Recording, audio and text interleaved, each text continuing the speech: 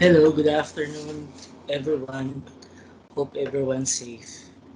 I hope today's session I can provide you with a better understanding of cloud computing, why businesses are moving to the cloud, and implementing a cloud-first strategy during these dire times of COVID-19 pandemic. We will also cover briefly three delivery models of cloud computing and provide you with some basic guidelines on how to choose from the different models and learn the different options on how to strategize migration of your application to the cloud.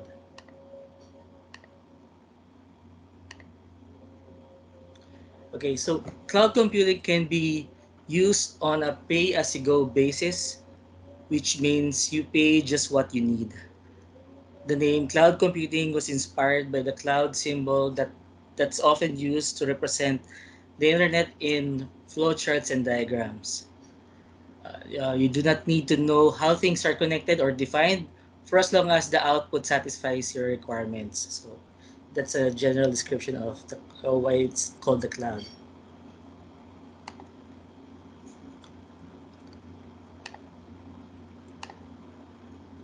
I believe most of our attendees today would ask, we have an on-premise data center.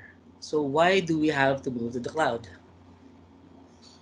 In the epidemic response, relatively mature cloud computing technologies became as essential as water or electricity.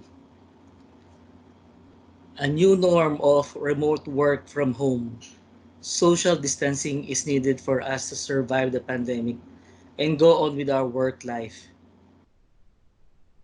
Face-to-face meetings will be done virtually on screen instead of doing it in person. Thus, the need for online web conferencing facilities and other collaborative tools. Microsoft Teams is one of the cloud-based software as a service application that is widely used. Critical services such as SAP needs constant monitoring and maintenance. It's easy if you only encounter software or configuration issues. What happens if you need to replace a defective hard disk or power issues on your server? As many of us experienced for the past 2 months during the ECQ, restriction in movement has affected our ability to address critical hardware or data center issues that require physical access. This is what the cloud infrastructure offers to remedy the problem as a result of the pandemic.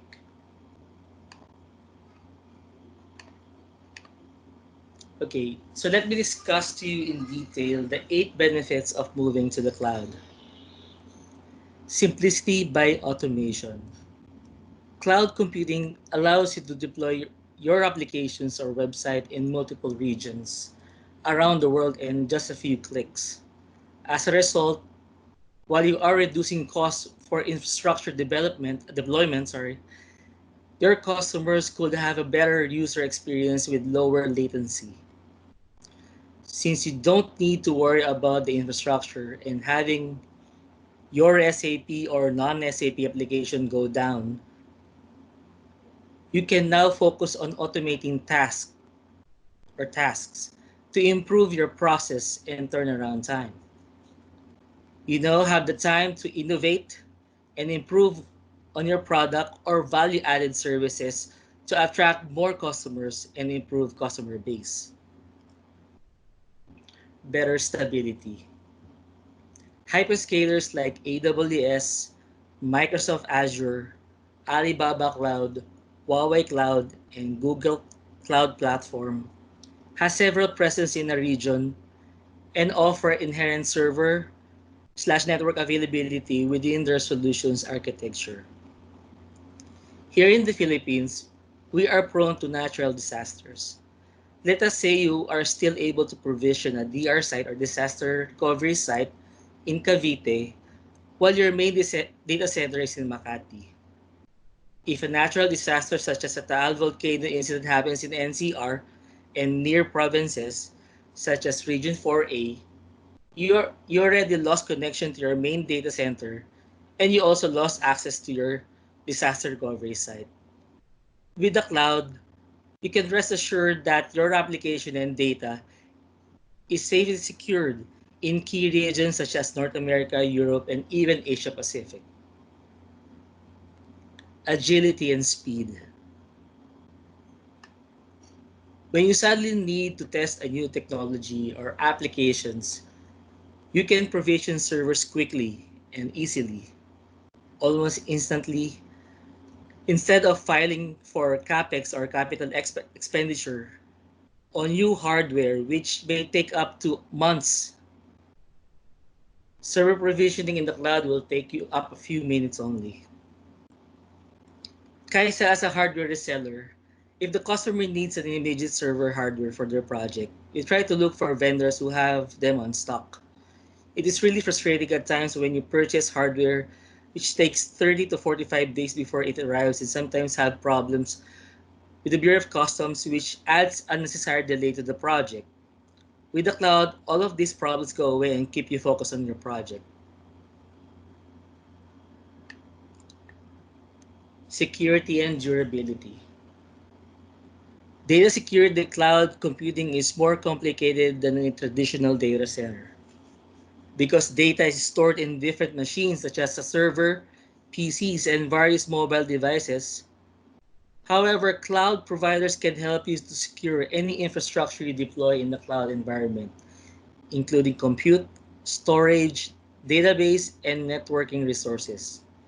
You just need to secure access credentials, your application, and underlying operating system. Most cloud providers are ready and able to comply with compliance programs that you may require to secure your application and data, such as GDPR and ISO 27001. Because of this, tools are already built in to help your administrators apply the necessary security measures to ensure application and data integrity. Cost efficiency. Cloud computing is a cost-effective solution for storing large amounts of data on the internet. The traditional IT infrastructure includes applications, runtimes, security, integration, databases, servers, virtualization, storage, networking, and more. Instead of maintaining all of this by yourself with associated operations and maintenance expenditures, you can rely on cloud provider to handle operations and maintenance for you, allowing you to focus on your core business. You migrate everything to the cloud and the cloud provider will handle the rest. Cost efficiency means paying for what you only use. Not not all companies have critical mission applications that needs to be always on 24 by 7. Some companies do not use their application on weekends, so why pay for something that you do not use at all? With automation, you can even have servers started and shut down on schedule, just like a timer on an air conditioning unit. Unlike in an on-premise solution, you are obliged to buy hardware at a certain capacity which affects cost. With the cloud, you can start small and keep the cost small until such time you need to expand. Elasticity and flexibility capacity. When you face a sudden spike in traffic, you may need more resources to help you handle the heavy demand placed on your application. Cloud computing makes it possible to scale up quickly. You don't need to order and provision physical equipment, which is slow and complicated. When your demands drop, you can scale your infrastructure back down to meet actual demand. No need to pay for resources you don't need. This is one of the computing's key advantages: elasticity. You use and pay for only what you need. Going back to a scenario with an on-premise solution, when there is a sudden demand traffic for application service, need to upgrade your hardware and network capacity.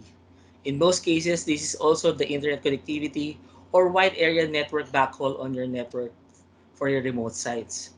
So what do you do when the traffic spikes go away? You are left paying for additional server capacity and network bandwidth that you may or may not need anymore. With cloud infrastructure, this is not a problem. Resiliency. Hyperscalers have embedded in their design high resiliency on the resources hosted. This can be subscribed within a region or across regions. This ensures that your customers have access to your systems all the time.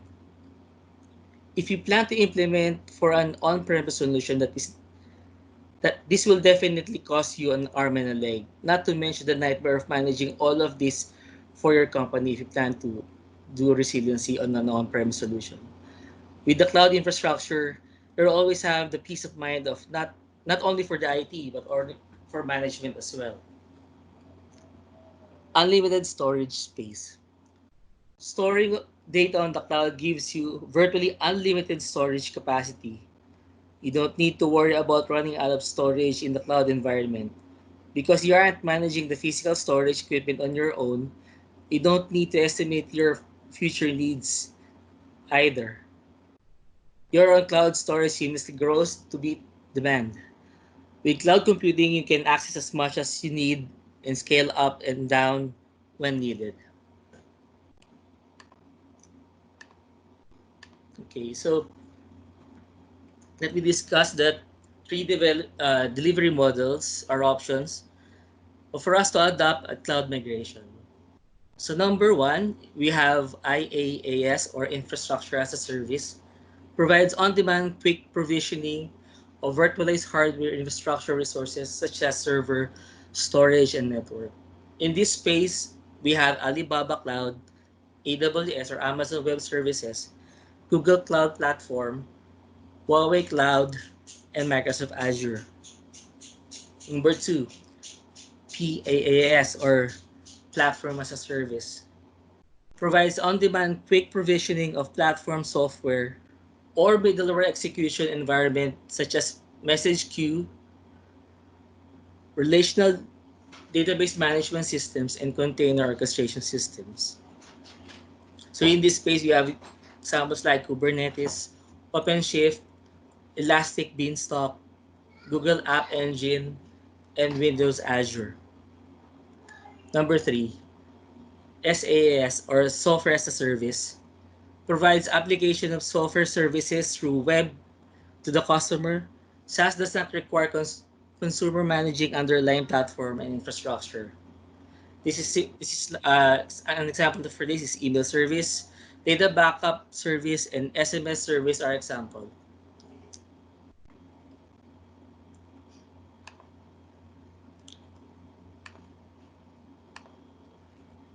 Okay, so how do we differentiate the three models? So for in the illustration here, you can see what can the user what's the user responsibility and what's the responsibility of the cloud provider. So obviously for on-premise, we handle everything. When it comes to infrastructure as a service, uh, we handle almost 50% or almost 40% of the work is loaded to 40% of the work is offloaded to your cloud provider. For PAS, it's 75 to 80% of the work is maintained by the provider. SAS, 100% is for the provider. So an example of this is that SAP falls on infrastructure as a service right now, so it doesn't fall under PAS and SAS. But just to give an example of what is a PAS example is that let's say you have a web application, so you have that web front end, then you wanted that you'll be having a MySQL database or Microsoft SQL database, but you don't have the manpower or the skill set to tune, backup the data. So you you have your web application and then you outsource the database management to the cloud provider. So that's why for PIS, the user will only manage the application and data, or in for the middleware, the operating system runtime, it's being outsourced to the cloud provider. So for software as a service, uh, just like in Office 365 and Google G Suite, uh, so everything is being managed by the server. They're the ones managing the email service.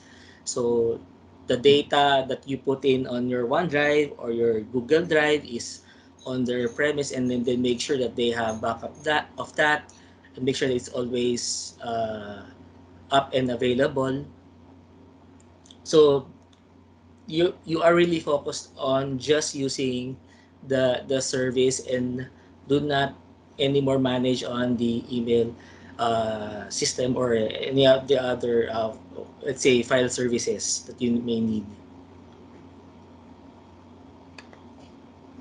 Okay, so what are the uh, cloud strategies that we could use to migrate?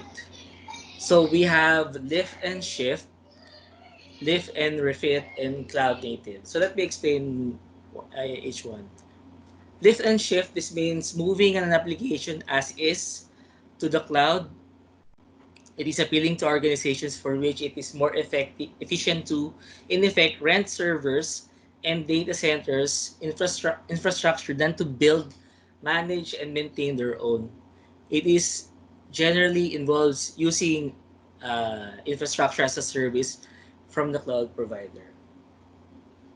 Now, we have lift and refit. This is what it sounds like, moving applications to the cloud and then tweaking them so they will work more efficiently in the cloud environment. And the last one, which is cloud native, um, this refers to the new application developed and built specifically for the cloud. An incentive for to do that will be the CSP or cloud service provider offering services that make application development faster. Obviously, these apps are designed to integrate well with cloud computing architecture and take advantage of CSP's computing framework and services. So just to elaborate on this one, in relation to SAP, so it will usually be lift and refit, primarily because it depends on, let's say, you're coming from a physical installation or on-premise installation or VMware or Hyper-V, then you're gonna migrate it to the cloud either on the same platform, let's say from Hyper-V to Microsoft Azure, or VMware to AWS, or VMware to Azure or Alibaba. So it depends on for SAP. It really depends on that because uh, it will depend on the application that you would want to migrate and the operating system together with the database. So it's a mix and match. It's usually for SAP users. It's uh, lift and refit.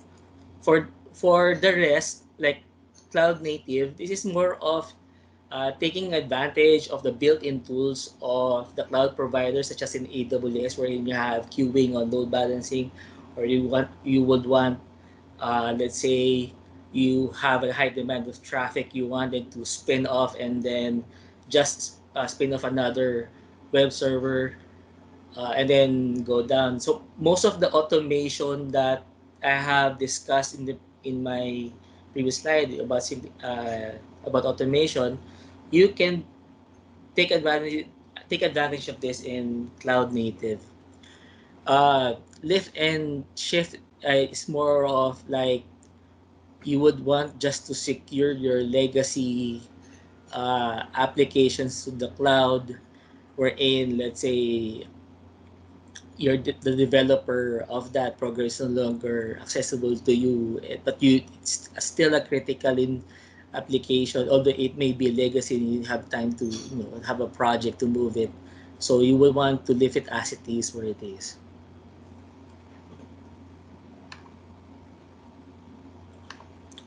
Okay.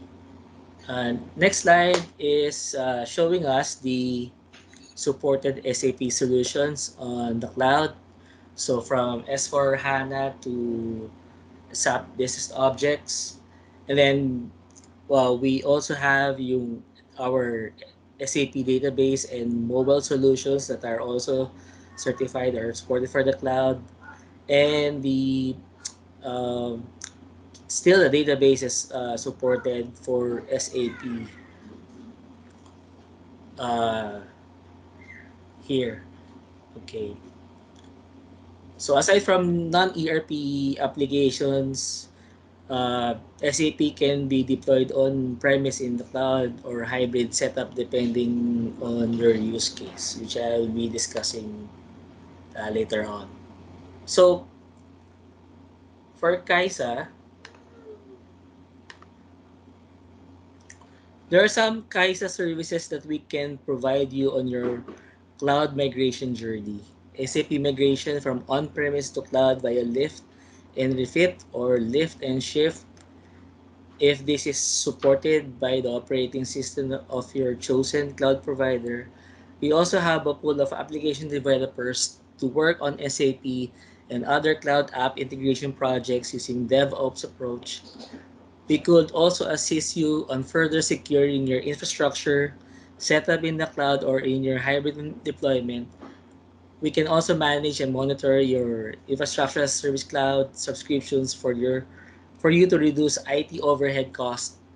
We also have infrastructure service for SAP customers who might want to have a private cloud setup but also want to leverage on an OPEX model. Please feel free to reach out to your account manager for further information about these key services. So, uh, for SAP customers and other partners, so what do they do with, let's say, with their cloud subscription? So, we have two general use here. So, you have use cases wherein either we extend the existing IT infrastructure to the cloud or host it completely. So option number one is usually for customers who wanted to get their feet wet with cloud infrastructure because they're not familiar with it. They wanted to test it out. They don't have that confidence yet. So with this, you can run test systems, training systems on this, do a sandbox. If you needed to do a migration, and of course, just like what I said a while ago, if you don't have time to buy for the new hardware, you can uh, use the cloud infrastructure. You can also do SAP document and data archiving to the cloud storage since just like what I said a while ago, we have unlimited storage, pay as you use. If you wanted to use temporary infrastructure for SAP upgrades or OS and DB migration activities, or simply let's say you just wanted to, you're really keen on that disaster recovery option. It's like what I said, you wanted to secure, let's say there's a disaster within region or Luzon or the region, putting up a disaster recovery site within the Philippines is still not viable in cases that we have very severe natural disasters or a pandemic such as this one, COVID-19. And then if you wanted to migrate your legacy system so that you could free up on your on-premise. And then number two, you could have uh, complete SAP environment, provision the dev, quas, prod on the cloud, even have an high availability and disaster recovery in the cloud, and then do your cloud analytics integration as well. Okay, so if you have more questions, you could put it in the chat or you can simply reach out to me or to Ted. Uh, my email address is there.